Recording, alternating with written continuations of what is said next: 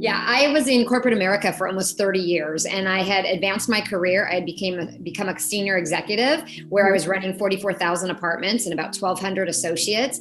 And I saw this problem around packages because I was in the apartment business and our staff was inundated with packages. And I thought they kept asking for more headcount, bigger package rooms. And I thought there's got to be a way to solve this with technology. And so I thought I was solving it for the company. And then I realized, hey, I got this. I got something bigger that can actually go solve it for the industry. But more than that, I think there's a sacrifice of when you're starting a business, perhaps the goal that you had in mind when you started the business. And what I mean by that is, let's say that my goal in starting my business was to create beautiful hand-painted aisle runners. But that first few years, I spent all the time trying to work on sales, trying to work on marketing, trying to work on, other elements of your business, because business growth isn't always organic. And sometimes you have to sacrifice the pieces. So I thought I'd be this creative who'd be working in my business in that creative manner, but actually I had to sacrifice that entire part of myself because I was the CEO. They say that when you're in business, you have two options. You can either work on your business or you can work in your business.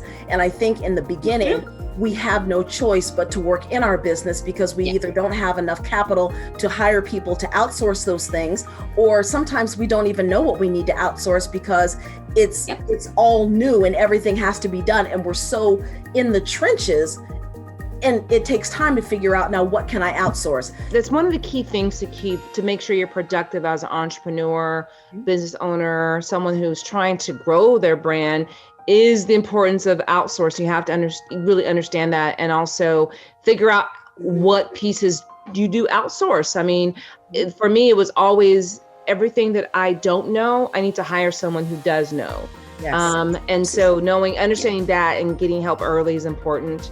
After 18 years of business, you're going to experience some pitfalls at some point where you have to evolve. You have to evolve or you dissolve. So remembering that and going, Mahisha, this isn't a part of your evolution.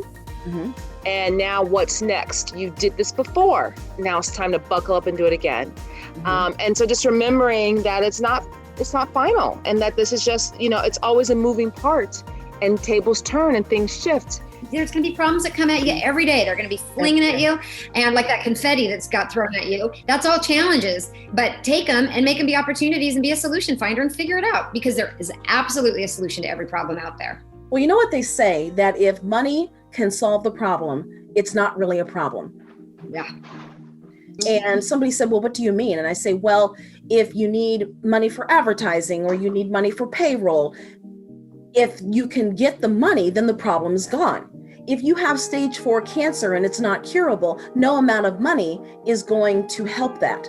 So again, if money can solve the problem, it's not really a problem. So just turn that into a growth mindset opportunity, like Lori said, and get into creative mode of, how am I going to fix this? Make sure that you know what you're bringing different to the table. You don't have to worry about entering an overcrowded market if you are superior and have something that others don't offer. So understand what that unique selling proposition is and write it out. Make sure that you also plan. Failing to plan is planning to fail. So have your business plan, have your marketing plan, know exactly what your roadmap is to success. These are all the things that are important to be successful.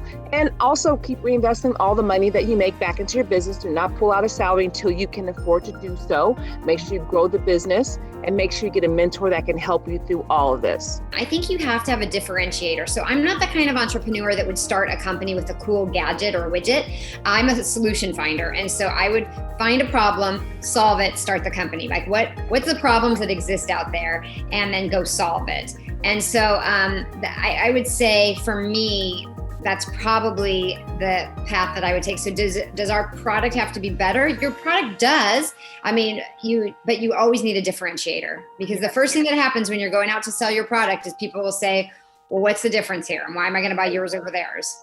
You have to be willing to grow and change, and perhaps not exactly do what you thought you were going to do with your business. And what I mean by that is, I didn't actually know much about weddings when I started my business. I wasn't like the big wedding binder girl.